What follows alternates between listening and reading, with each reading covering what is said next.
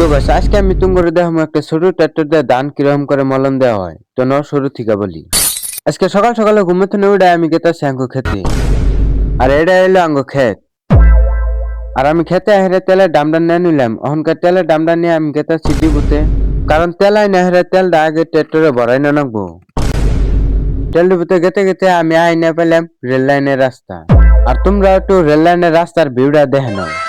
সকাল সকালে বহুত সুন্দর দেখেন গেতেছে রেল লাইনের রাস্তাটা। আর রেল লাইনের রাস্তার ভিউটা দেখো আর আমার দুইটা কথা হলো। আমি বহুত দিন ধরে ভিডিও বানাই কিন্তু তোমার কাছে কোনো সাপোর্ট পাইতেছি না। তো তোমার নিজের ভাই মনে করে আমার আইডিটা একটু ফলো করো। তো দেখতে দেখতে আয় পেলাম তেলডুবুর মেন রোডটা। তো গাইস আমি ফাইনালি আয় তেলডুবুরটা পাই গেছি।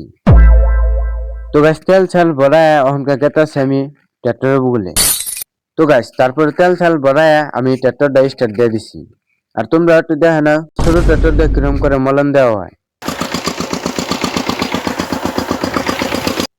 তারপরে এই গাছ মলম চলন দিয়ে আমি এখনকার গেতাছি বাইতে।